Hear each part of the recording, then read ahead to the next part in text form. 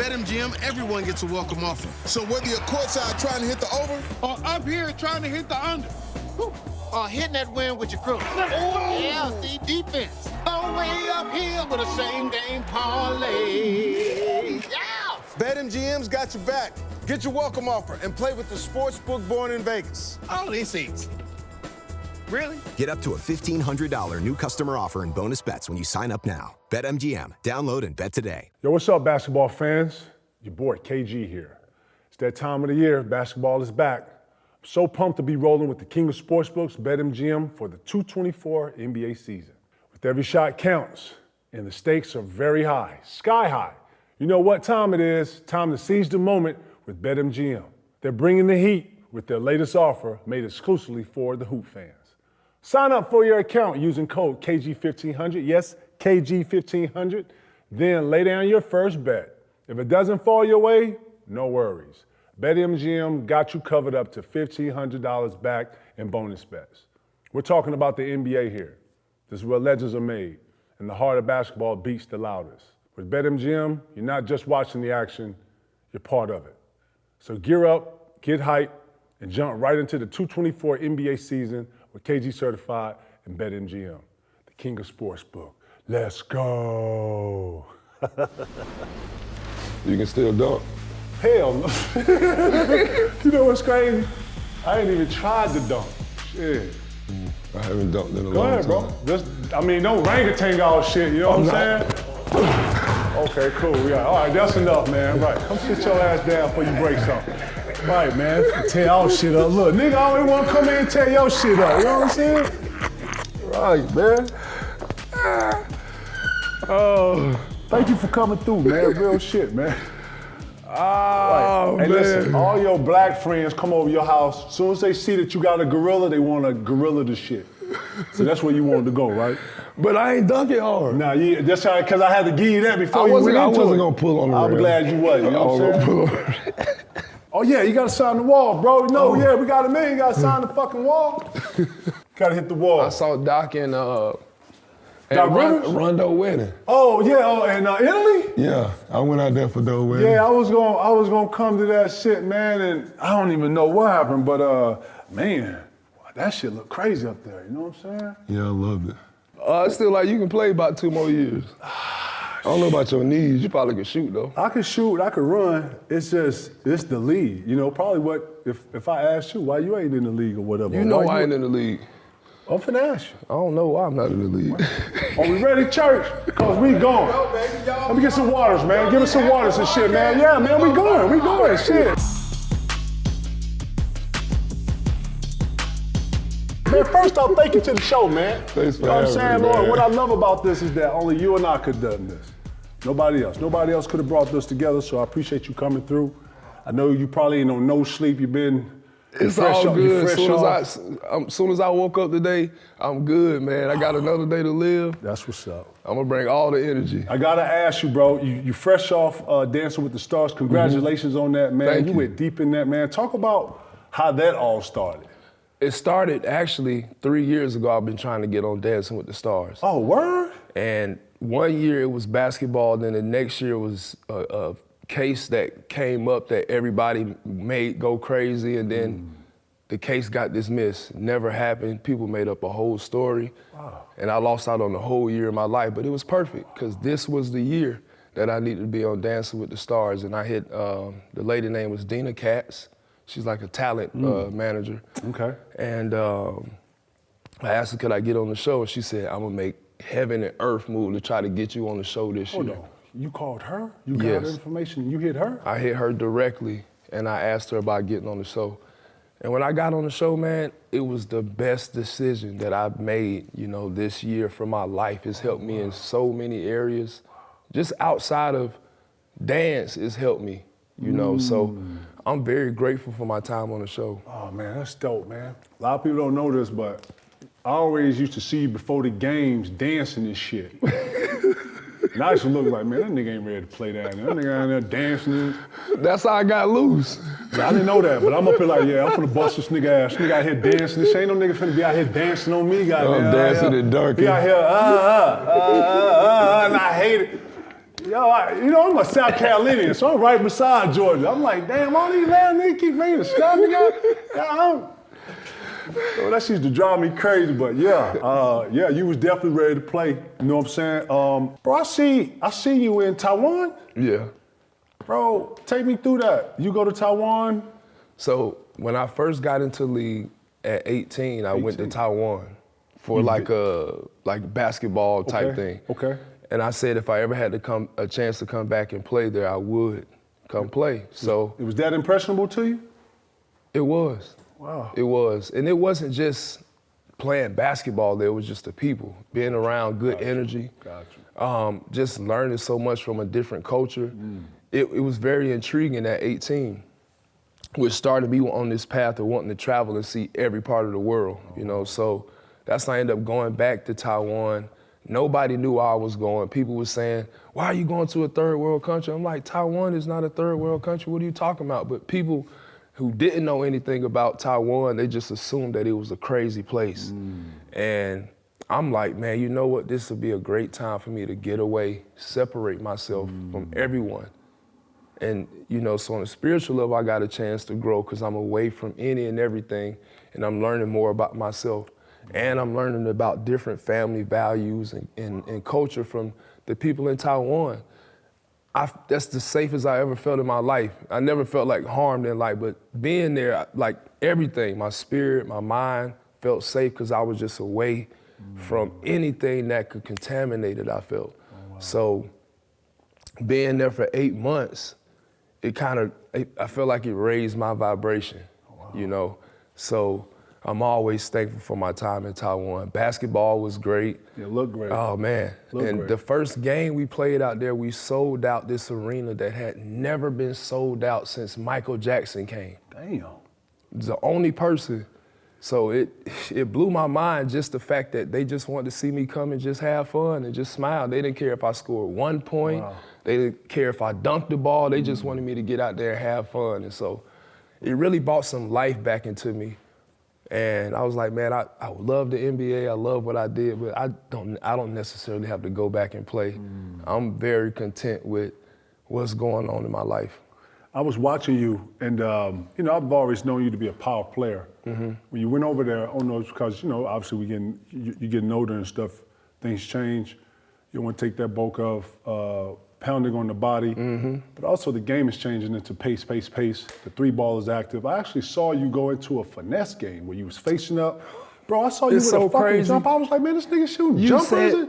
You know what's crazy? Bro, you should have got to that earlier, bro. I tried to. When I was playing in the league with y'all old folks, my coach, Stan. It wasn't the time, though. It wasn't the time, if I'm being honest. That's the thing. Yep. When I was in high school, I grew up watching you play. So all I did was shoot, have a finesse type game. I didn't play center till I got to the NBA. Right. You taller than me, and I'm playing center. Because I said something to somebody. When you came into the league, you was a 4 that transitioned to a 5. I Only didn't know that. Yeah. I didn't know back in high school, you was a guard? You was more guard? I played the guard type. I was I guess the 5 that played the 1. That pushed the pace, you know, got everybody into the action. Then when I got to the league, they said, we don't want you to dribble the ball. We don't want you to shoot the ball. We just want you to bring the house down. So me at that age, I'm like, man, I'd do anything to win. If that's what y'all want me to do, I'm going to go do it, and I'm going to be the best at bringing the house down. So I got the most dunks in NBA history. They told me to dunk. That's what I did. And then later on, they said, okay, let's do hook shots. I started doing hook shots and got real good at that. But I always had that face-up game, get to the basket, use my quickness to get around people. Because I got that from watching you. Face up, go one way, shimmy, you turn it over this right shoulder, you shooting it. You know, all that stuff. So I literally studied that. You, little Timmy with the face-up bank shot. But then I played him my first NBA game, tried the bank shot, you know where it went? Over the goal. Oh, fuck.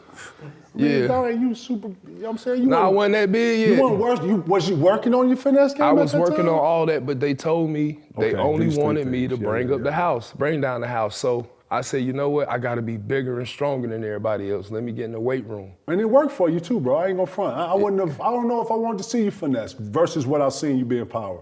I agree with that, but I think if I could have mixed both of them in, I think I did that a couple of my years in Houston a little bit. Actually, when we got into it, but they wouldn't let me shoot because if it was like you're known for this, you're known for being a dunker and being in the paint, so stay down there. And I get it.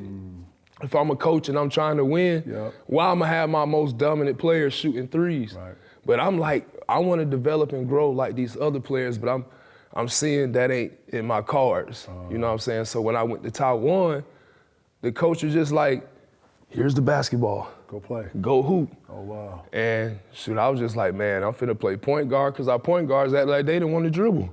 So I had to play point guard. Wow. And half the season, the coach said, you know what, I'm gonna just not coach. I'm gonna just smoke cigarettes. So I was helping the coach. So you doing everything in that moment. No, but it was fun. I always joke about the coach, but he was one of those, his name was Coach Bobo. Asian coach never spoke English. So we had to have a translator for everything. He in the huddle with y'all? He in the huddle with us, but the translator's right there in the huddle. It got so bad, and I'm so country, I would bring in the huddle and be like, hard work on three. And you know what my teammates heard? Howard. They think I'm saying Howard on three. And the translator didn't know what to say too, because he can't understand my accent. So I'm like, hard work on three, and everybody like, Howard. So you like, let's go with it, fuck it, let's get out of here. Yeah, they just, Howard, let's go. Fuck it. Yeah. Half my teammates didn't know what I was saying. I was like, yo, you got to get over here. They was, yeah. I heard you bought into the team over there? You bought a piece? I have a league. Oh, you have a league in Taiwan? I started a league not just in Taiwan, but this summer we should be in over 10 countries. Wow. So the league is it's called the Asian Tournament. The Asian Tournament. I've seen this on a commercial. Yes, and Jeremy Lin was in the commercial. Jeremy Lin was not in this one. Jeremy Lin was in this commercial because I think y'all are taking some teams from some other places, putting the thing there. See? Like, come on, man. I was in Taiwan too, right? No, hold up. I know what you saw. He in a whole nother league. Okay. This is not the same? This league is, our tallest player is from, you probably came from the place. Get out of here. This is called Build a Nigga. They got this place in Malta, Italy. Build a nigga. Build a nigga. Yeah. You can say nigga on here. It's okay. You don't have to. You can say build a nigga. Yeah, build a nigga. They got a place called Build a Nigga. And you from there, hell. Anybody over 7 foot is from Build a Nigga. So we got to do Nate, pull it up. I need to find out what Build a Nigga at. It's from Malta. And why they building niggas in Italy? I need to. Listen, so the guy in the league, he's 7'7". Are you being for real? Because first off, Dwight be bullshit. You the biggest jokester I know. I am a jokester, but yes. I'm serious. I'm joking about the part. That sounds crazy. I said I'm serious, but I'm joking. I'm serious about So Build a Nigga in Italy is a real thing. No, it's a nigga in Italy that's 7'7". And they had to build them over there because ain't nobody in the world this tall, bro. And you one of them because you 7 foot, so you from Build a Nigga. Okay, I got it, okay. So I'm slow. He's the tallest person in our league. He's 7'7". Damn. When he was 15, guess how tall he was? 7'3". He was 7'3" at 15? Yes. Can he poop? Can he play? Can he play? Stop, man. He in your league, man. Stop. He good. He fire. No, he nice. Stop. He like a big kid. Stop. He just learning how to play. Word? No, it's weird because the last tournament we was in, he was pump faking people in the paint. Pump faking? He's 7? And he's 7'7". And we're like, dude, the only person that can block your shot is God. And he don't care if you make or miss, dunk that bitch. It took him we told him, we said, listen, if you don't, every time you pump fake, it's 10 push-ups. He made sure he dunked every ball that they came next game, 40-piece. Wow. We got to look for this league, man. Yeah. What team is he on? This year he's on the Macau Black Bears. Oh, okay. So we play in Hong Kong, Macau, Taiwan, Philippines, Thailand, Mongolia, Singapore, some other countries that we're getting into next, but some mainland countries in China. And we really want this league to give an opportunity for players who don't have opportunity to make it to the NBA or feel like if they don't make it to the NBA, then that's the end all be all. So we want them to have that opportunity to play and be seen and also travel the world. We're going to these different places. They get new fans from all these different places. So new fan bases from walks of people around the world, and just an experience that you can't get from just sitting at home. We got one guy, he's literally been playing basketball before this tournament for $1,500 a month around the world. Wow. And he's fired, he's just never been seen.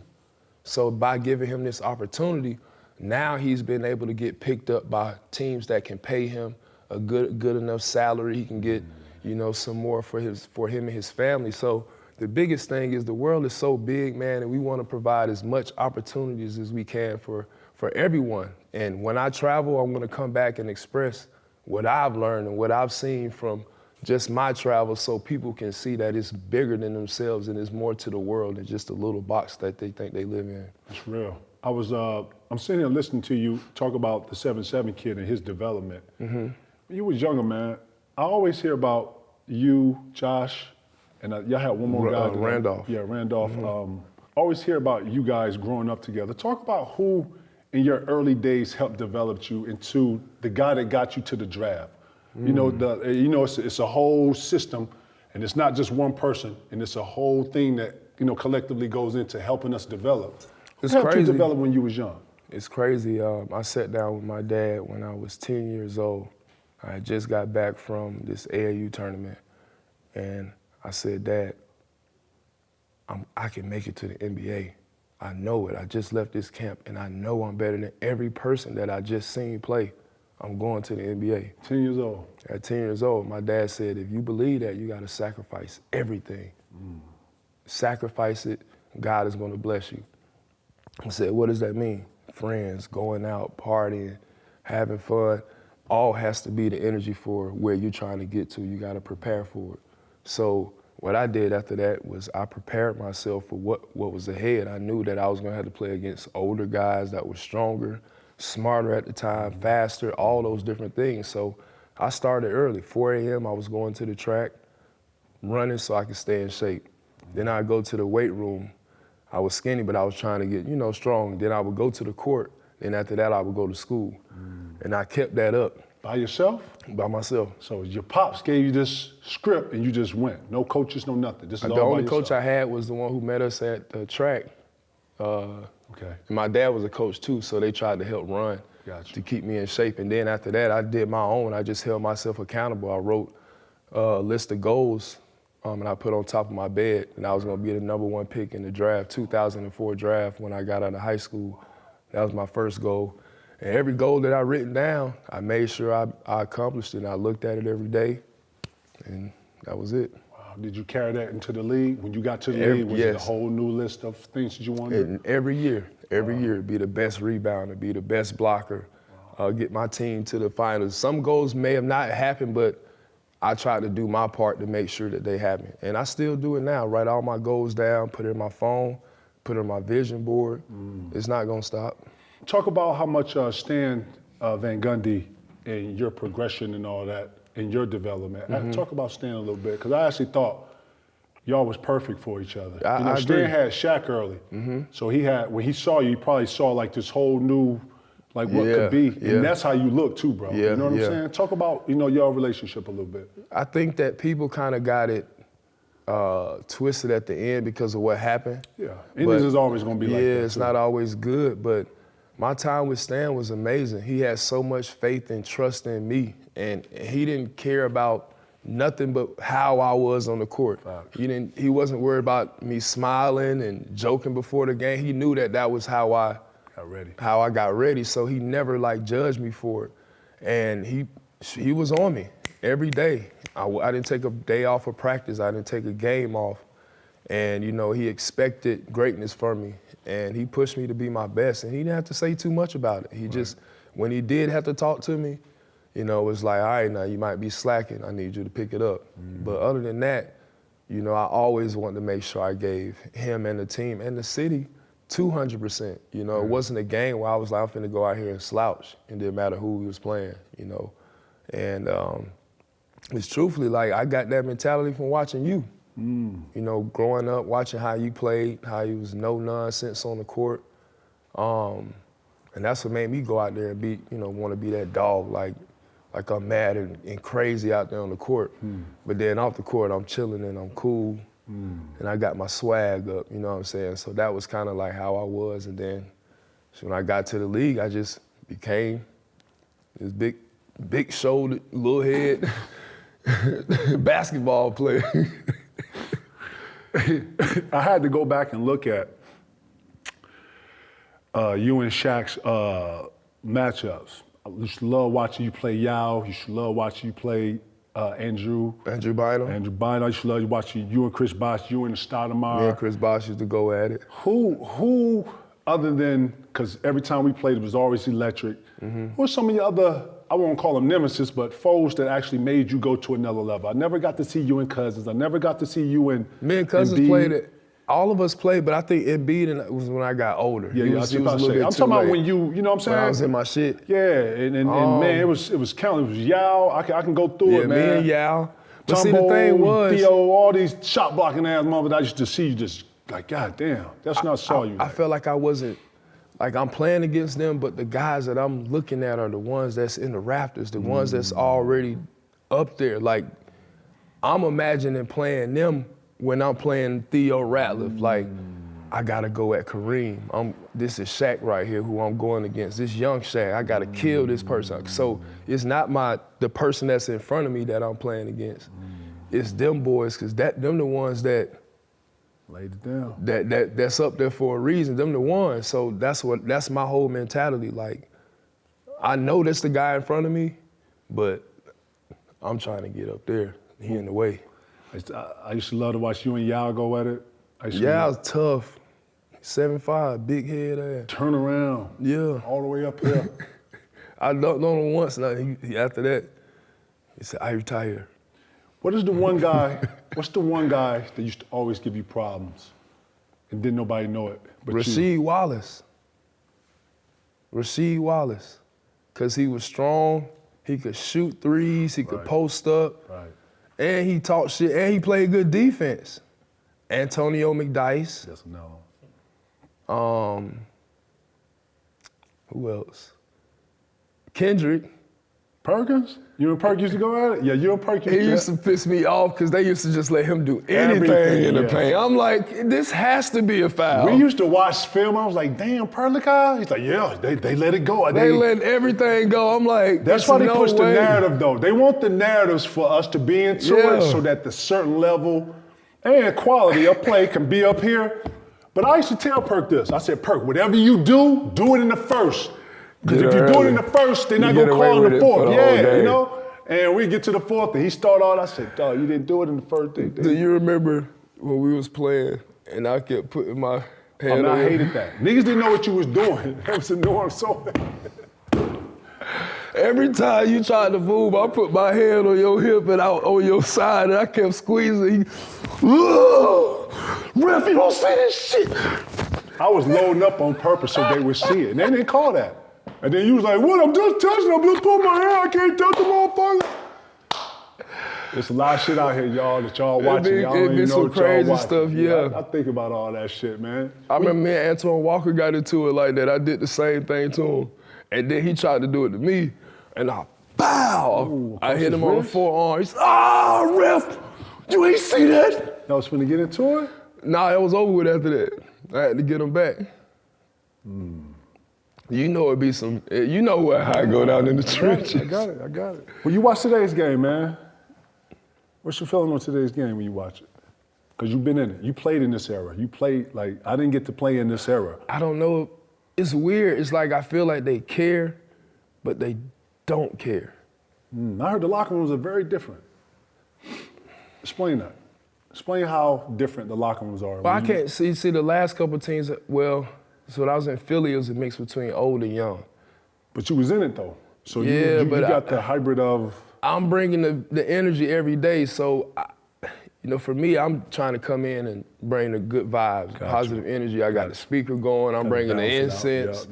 I'm trying to, keep everybody on the up and up. Gotcha. But it's just everybody being their own little world. When we was coming up, it was kind of like everybody was together with everything. We going out to eat, we going to everybody's houses, we doing everything together. But it seemed like now everybody got their own little, I don't know what it is though. It's maybe just the times. Really? And then man, these boys getting 300, 400 million. Yeah, that's another thing too. The bag Ooh, crazy. Lord, out the here, bag bro. is crazy. The bag is crazy, crazy. Do you look back and be like, man, I can get in here. You can still play, Dwight. What the fuck? You just dunked in here, like. I could, but man, to be honest, I remember when me and you talked, you said one other thing after we got into it. You said you still want to be able to move around and walk for your kids and have your knees right. And I always be thinking about that because I don't want to be doggone trying to hoop my son and my knees look like Kenny. You know what I'm saying?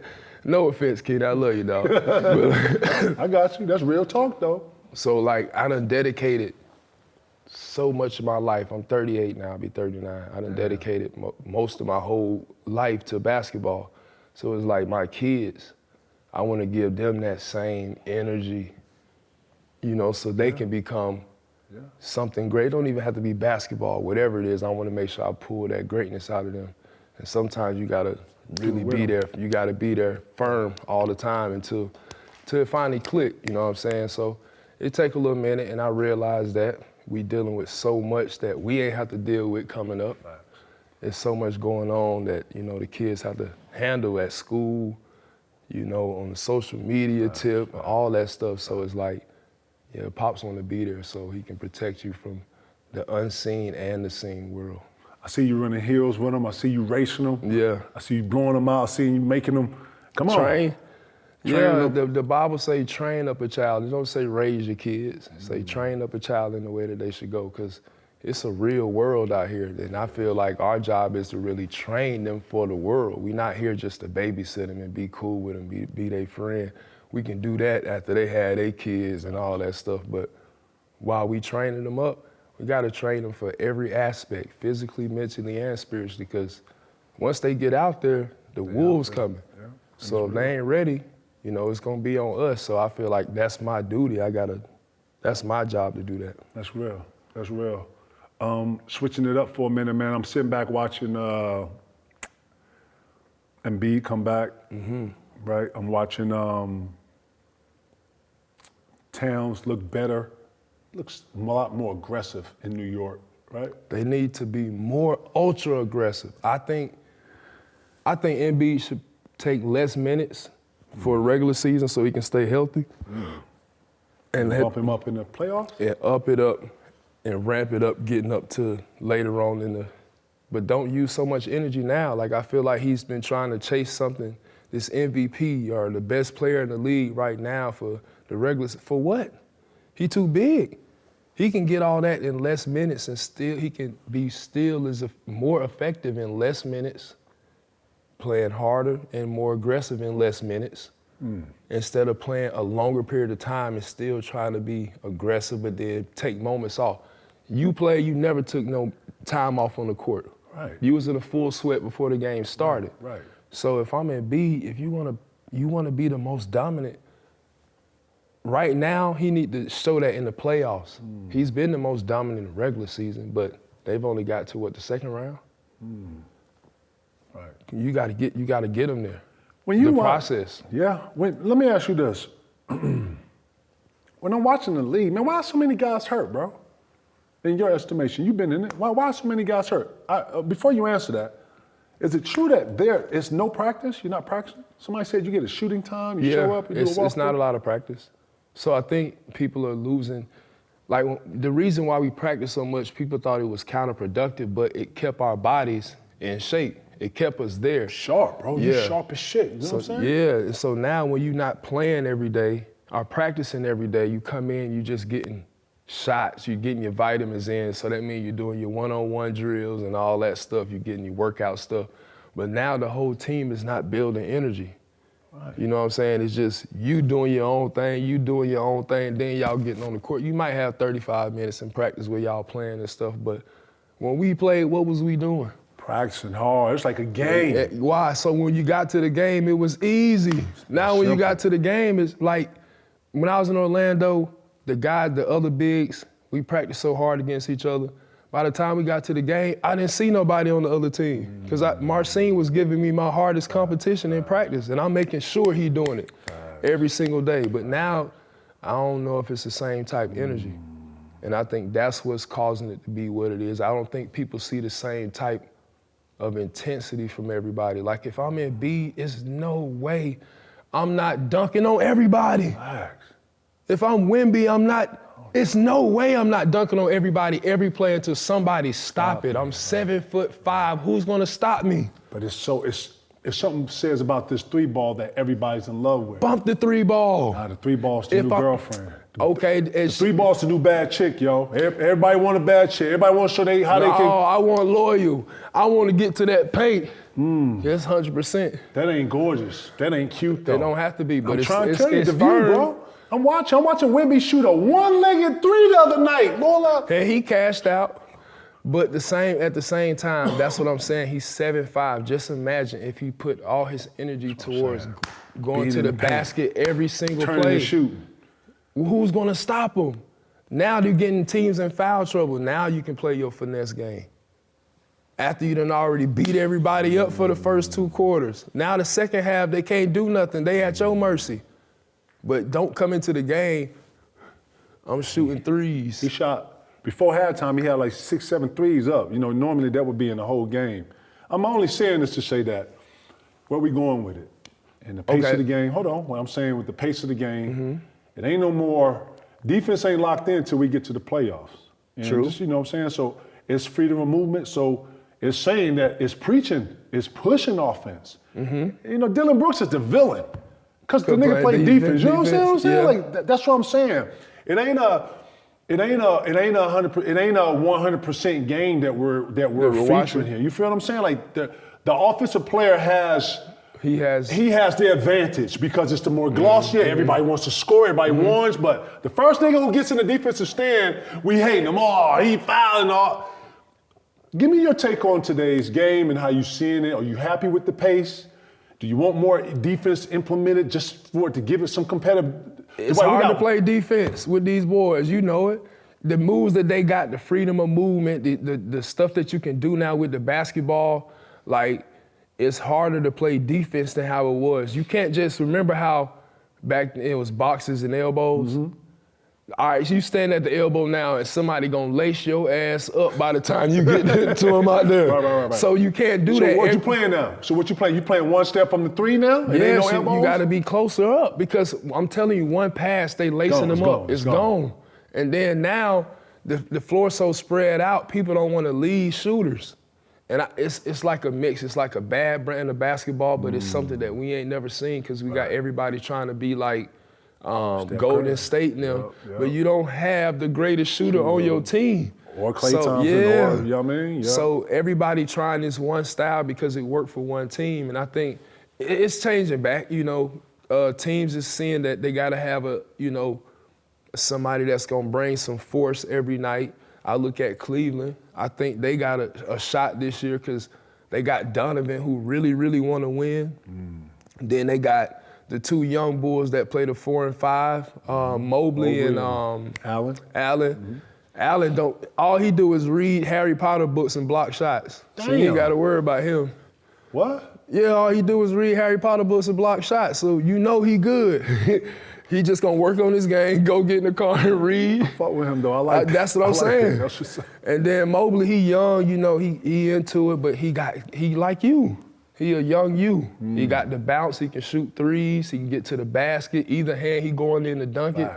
Then they got, what's the boy, Darius Garland. He like, if Kyrie had a little brother, that's Kyrie little brother. He got a lot of mix. Yeah. He got a lot of mix in his shit. Yeah. And then they got defenders too. They got Okura from Auburn. He play hard. And he a big body. He plays super hard. Yeah, so I think they legit. like Cleveland. I think they legit this year. Think so? Yeah. To me, what separated Boston from everybody was Porzingis' isolation once you switched. His high post, him being able to turn, that's what you're talking about with Wemby being able to just turn and shoot, right? I see that, but then that 2-guard front, when Holiday, White get on your ass, It's 94 feet. You can't get past them. So that's their advantage, and that's what I'm looking at. Can Garland, I see him do that. Consistency would be my question mark with him, right? With Garland? Yeah, because this is the best I've seen him in spite of look too, because now it's like, okay, we're feeding off each other, we're playing with each other, right? But I want to see when you get in front of that 2-guard front, this what fourth you gonna quarter. do? Yeah, for 7 games.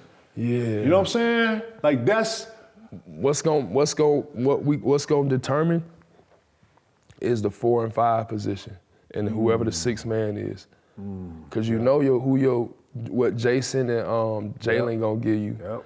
You know what Porzingis gonna give you. Yep. Then if you flip sides, you know what Spidey gonna give you and Darius. Now it's gonna be between them. Somebody got to equal somebody out. and it's going to level out at some point, right? Yeah. So it's 2 people going to catch. So Tatum and Spider, right? Holiday and Garland, Porzingis and Mobley. The other 2 matchups got to win. Somebody got to win those matchups, right? Who gonna stop Jaylen Brown? I don't know. That's what I'm saying. That boy, listen. He can hit a corner 3. He can dunk the ball. He can defend. And he got good energy. So that's a good piece. That's what I'm saying. Who gonna level it out is Evan Mobley and Allen. Allen got it. Well, Allen got the defense on lock. Yeah, do. Mobley there too. For offense. And then the good thing about Mobley is he's so mobile that he's up on everything. He's switching. He can switch. He can trap. And he can get back while Allen is protecting for a second. So with that two big front right there, that's who will let you know who gonna win. But that's gonna be a tough matchup. Are you a fan of the Twin Towers? Are you a fan of two bigs I am, again? because that's how we was when we came in the league. Right. So like when we roll, you got one roll, one popping. Right. Then you got the high lows. Then you can spread back out. Then you can keep the pick and rolls. Then it just give you so much freedom. Then on the defensive end, I know if I'm jumping up on a pick and roll, I got somebody behind me that got size that can block the shot or just be there. Like with our team in Orlando, we made sure we didn't foul so much. So if they knew I was coming up to help, the next guy had to come stunt. And I would always say, listen, just put your hand, I'm gonna come try to block it. Facts. So like, I feel like once they get that timing, Cleveland got a good chance, but Boston is the reigning champs, man. It's gonna be hard to beat them. Chet Holmgren just went down with a hip problem. That's bad. And then what's the kid? What's the kid? Hartenstein. He hurt too? He's been hurt. He's been hurt in the beginning of the year. He fucked his hand up. OKC, your boy is ready. What's happening? Y'all need a big. I ain't saying nothing. Y'all need a big. Keep going. Y'all need a big. Y'all need a vet. What we doing? Y'all need somebody that's gonna bring some energy. What the fuck we doing? What the fuck are we doing, OKC? Hey, I ain't got nothing to do neither. I just got finished dancing. Get the line. Get the line going. Get the line going. Me and AC together, Alex Caruso, championship. I'm just saying, we done did it before. Y'all already got a superstar. Y'all just need somebody how to play defense that's certified. Y'all need somebody that's certified. Right. He ain't saying nothing, but he's saying something. What we doing? OKC, what is y'all doing? I stay at the hotel with a ghost at. I ain't afraid of no ghosts. What's that, the Peabody or whatever that shit called? I ain't afraid of no ghosts, man. What you talking about? Too. The ghost is really in there. They real. We had our McDonald's All-American game there, back in 04. We can run it all the way back. It's 2020. So what you saying? You can go to OKC right now. You ready? I go to OKC right now. Bring the kids out there. We ain't got nothing to do with school. Right. We need a 2-year deal, too. This ain't no one-time 2 year, let me thing, finish out. We get y'all a championship and maybe another one. Come on now. In shade. Right now. Right. You know what? I will say that about you. Dog, you stay ready, bro. Is that lifestyle? Is that just what you on? I hear your verbiage. I hear you in the vibrations. I hear it. You know what I'm saying? It is. I think you always got to be prepared, not ready. People say you got to be ready. No, you got to be prepared. Being prepared means you have put yourself through so many different tests, mentally, physically, spiritually, to say you're prepared for something. So I don't go into a situation until I know I'm prepared for it. That's with the NBA. That's with me going overseas. That's with me starting something. Whatever I'm doing, I make sure I'm prepared first, not just saying I'm ready, I can do that. No, I'm prepared for it, because just like our dances, we get a week to learn a dance. Wow. These last couple of weeks, we had to do 5 dances. 5? We had to remember the old 4 that I did, and then I had 1 that I had to learn just for the new week. So I had to remember the old 4 and learn a whole new dance. This dance, the last one, I'm holding her up with one arm, spinning around with her with one arm. And I don't know if people understand how tough dancing is, because while we're listening to the song, it's a count being done. Right.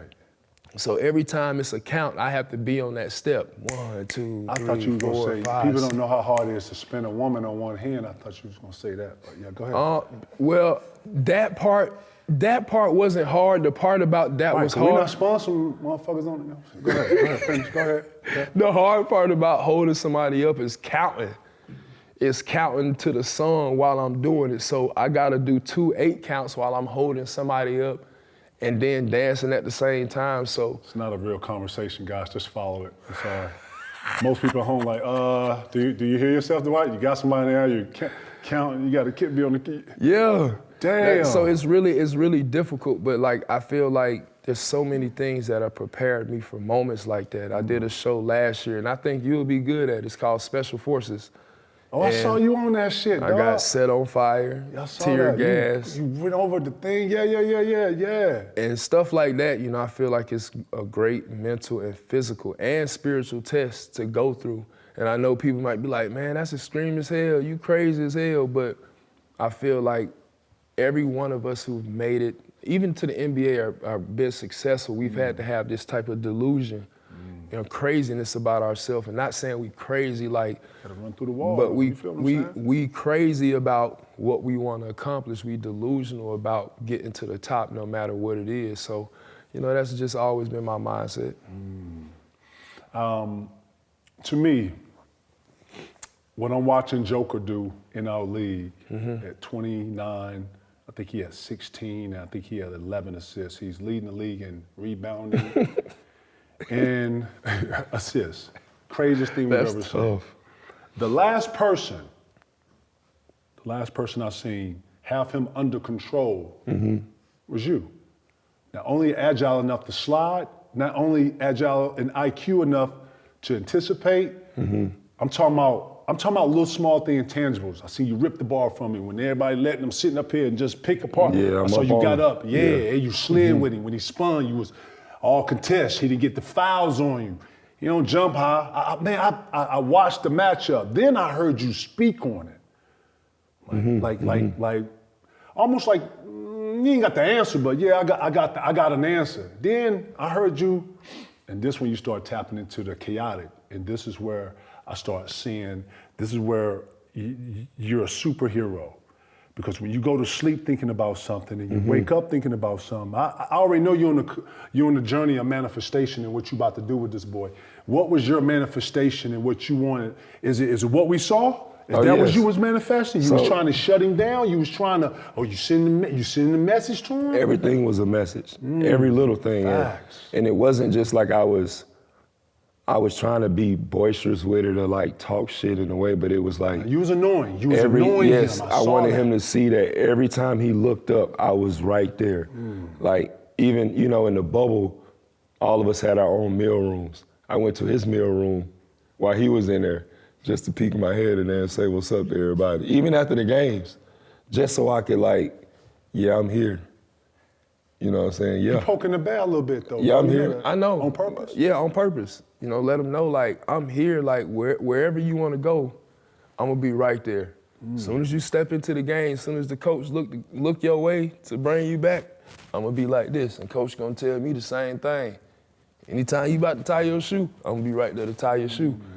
Hey, you tie your shoe, let's go. That's why you ready? Ain't in the league. That's why your ass ain't in the league. They want him doing this. You in the league, he can't do this. Yeah. You still got that in you? Think you slow talking down when you watching? Hell yeah.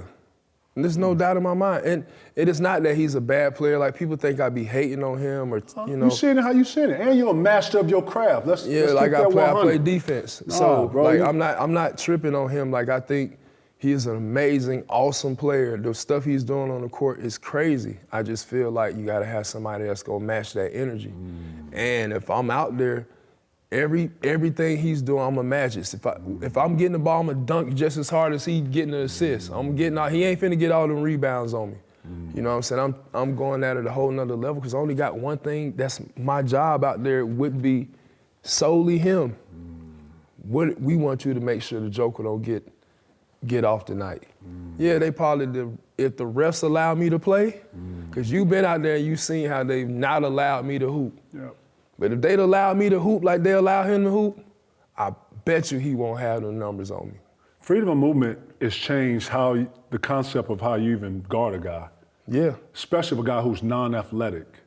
Are you surprised that being non-athletic in today's game is not even a big factor? Like, if you can't jump and dunk the ball, it's cool. That's good. I think it's good because it's showing. Man, our league was so built on athleticism, though, fam. But then it wasn't we wasn't putting this into consideration as much as we should have.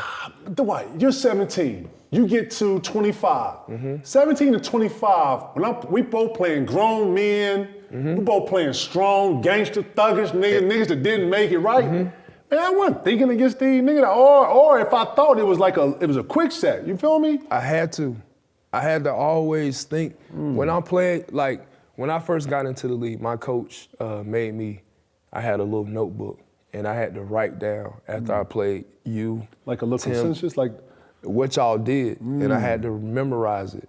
So now I did that for everybody in the league. Okay, this dude like to do this, he like to do this. Okay, so now every game I know what you're doing. I'm on your moves before you do them. Facts. That's how we supposed to train. Like, if I'm a defender, this is how I'm looking. I'm watching every part of your body, how you move, so I know how to stop you before you even get to your move. Right. So that's why I did that. That's why I had to develop that, because I knew that was gonna give me advantage. That's what I'm saying. Now it'll be advantage for players to start doing that too. Just really understanding their opponent like a boxer would. Facts. A boxer is studying Tendencies, everything about their opponent. Stance, all because that. it's one little mistake, like how they flinch their shoulder before they punch. Now that's gonna make them slower. You know, little stuff like that. So like, that's how I had to learn basketball. Like, this player, this tendency here, his knees are off.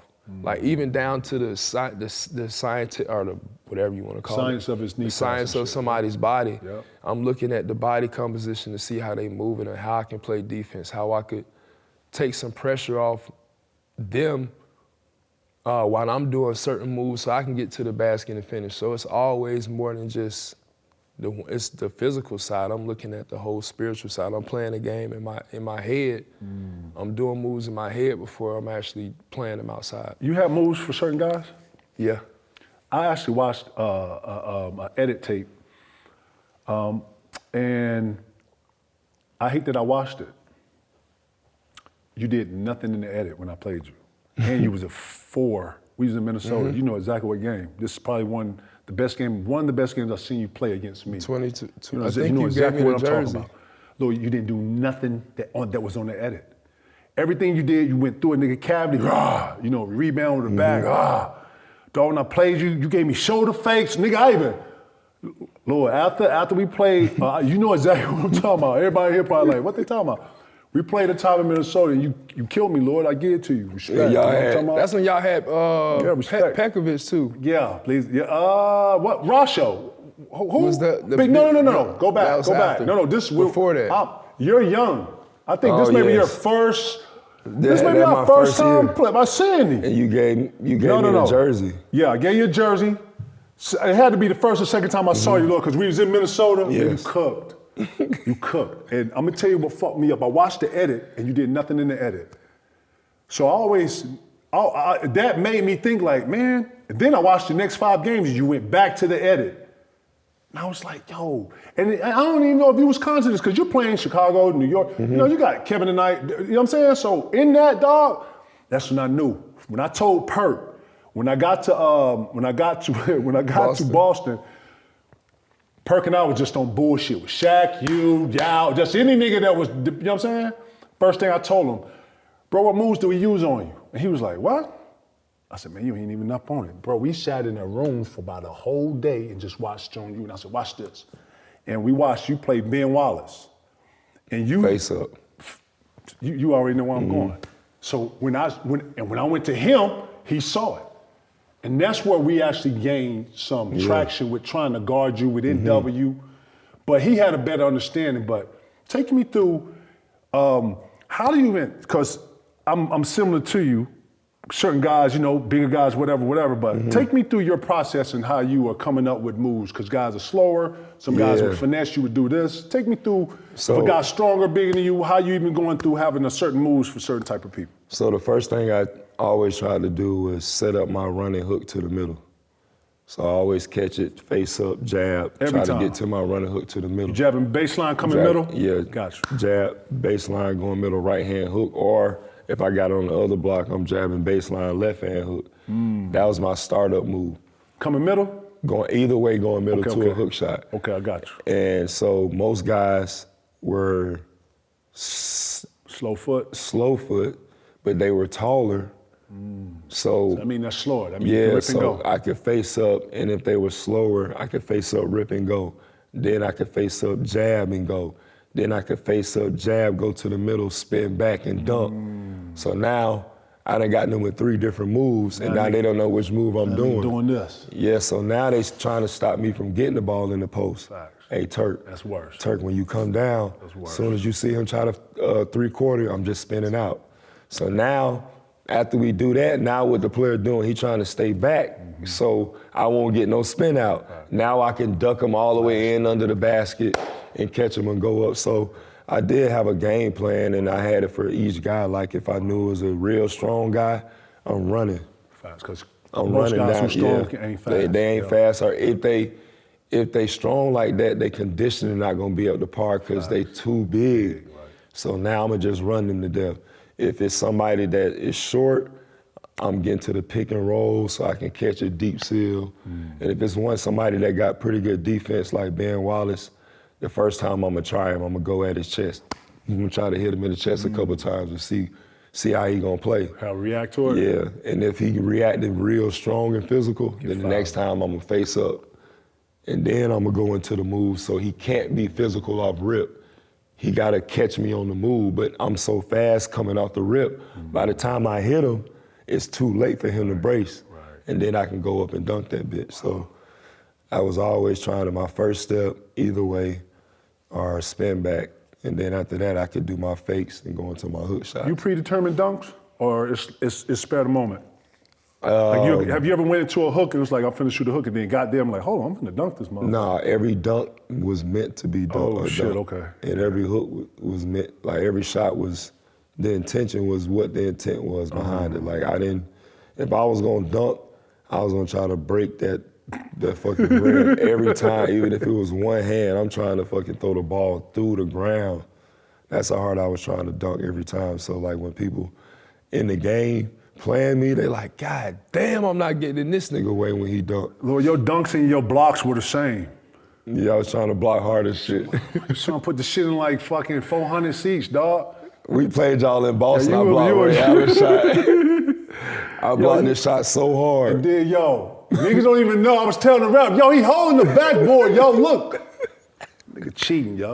Yeah, you cheating. Say you cheating. Dog, you getting into the podcasting, man? Talk about production, man. What's next for you, man? So, I have this podcast, Above the Rim. Gotta have me on, man. Y'all heard it now. Y'all heard it, right? I would definitely love to have you on. You don't understand, like, you are my favorite player all time ever. You know what I'm saying? Man. So to have you on my podcast would be the greatest because you inspired me to play basketball. You inspired me to want to be like this tough, mean basketball player, but have fun at the same time. Just to have that swag. That's why I got number 12. I wanted to be the reverse 21. I couldn't be no mean person on the court like you. Serious. I couldn't be serious like that. Serious. Nah, you was mean. No, I was serious. You was mean. I played angry. You did. Had a bunch of childhood shit I was getting out, And you spit a lot. Yeah, I talk fast, I'm country. Like, damn, shit, KG, what the fuck? You know what I'm saying? It's all good. But really what that did was kind of like inspire me to like take my game to another level. And then after we had that conversation in the locker room, I gained more respect for you. Because at first I was like, damn, it's really true when you meet your idol, like you don't have a good time with him. But I was like, this wasn't the case. Like I really understood why we was going at it. And it wasn't because it was something personal against me. It was, we not on the same team and we fighting for this this trophy right here, so why I'm gonna be your friend when we in the middle of the battle, you know? And I understood, but I didn't understand for real, or overstand until we sat down and had just that conversation. And it made me realize more about, okay, that's how I need to be when I'm playing. The other team they not my friends. I'm out there, I want everybody to be my friend, but I'm gonna still try to bust your ass at the same time, and that's not the right mentality. Even if it's a mentality for me, it's what it's giving out to my teammates, you know what I'm saying? So, you know, I didn't have a real good understanding about that in Orlando, because hell, came in the league at 18. Yeah. Who was your best, bro? You had best? I had Steve Francis, Catino Mobley. Oh, wow. Hito. All the fun guys. Kelvin Cato. All the fun guys. Kelvin Cato. Kelvin Cato. He was my vet. Tony Battie. Batman. Tony Battie. Yeah, Batman, great good vet. people. Yeah, he good really people. Really good. Keith Bogans. Oh yeah, Keith solid. Jameer he came in with me, but he was like my vet because he came from college. He was older than me, so you know I spent a lot of time talking to him. He was mature too. Jameer that team, man, that was my. If I could say any team, man, those is my dogs, man. The Jameer. You still holler at him these days? We talk a little bit, but you know, I done played on so many teams. After being in the league for 18 years, so many teams and teammates and players just like, you know, everybody be going about their own little separate ways, it seemed like. And then maybe when you finish playing, you might reconnect to find something different that y'all connect with. But, you know, that's one thing that I haven't really fully retired, but I know I'm gonna miss that whole being on the bus, the camaraderie, going to the games and stuff like that, And then you know what too? So many new arenas, so many new places to see, and then new guys coming in. I would love to see you play against some of these young guys. I was gonna say, man, what's obviously we just shot at OKC or whatever, but I don't see retirement no time soon. Do you have a set plan, or are you just going by how you feel? Man, if it was a way I could finish out my career on top, that'd be awesome. If not, man, I really just enjoyed this time with, you know, I just actually won a custody for my daughter. Oh, congrats. So just being able to really be there for her. And she just started high school this year. Oh, that's what's up, man. After dedicating so much of my life to basketball, it's like they still at a young age where I could really implement them. You know, be there and do all the things that I would love to do while they still young. So, yeah, I done gave a lot to basketball. Tons. Yeah. So, but you know what, Dwight, too, man? I don't give a fuck about top 75. I don't give a fuck about all these other, you know, lists that's made up. Man, when your peers respect you and hold you to a greater good like you are, bro, those are the flowers. You know what I'm saying? This fraternity that we in, bro, is all due respect, built off respect. And the peers, we all see you as your shining light and who you are. Probably one of the best two ways, on both sides of the ball. Probably started off defensive and grew into an offensive. But you're probably one of the best to ever do it at that position. You're a true master of your art, you hear me? I appreciate that. Oh, shit, bro, I tell you that means a respect. lot, man. Nah, I'm just telling you, bro, you're not built that. You hear what I'm saying to you? Yes, That's sir. respect. That's from me to you, bro. Yes, sir. Fuck that list. Fuck that shit, bro. We all know what it is, and we all know the games that I played in this whole thing. You know what I'm saying? And with that, we all say that. But man, if there's anything you think I can help you with, anytime you want to shoot back up through here, anything, bro, let's collab on something. Let's do something. I'm with it. You certified, baby. My dog, certified. Yes, sir. My Yes, nigga, sir. y'all heard it, right? We certified, man. KG had your boy on the show, D. Howard. It's over with. We went from scrapping to laughing to cheesing. Let's get it. OKC. God damn it. Get OKC on line one, God damn it.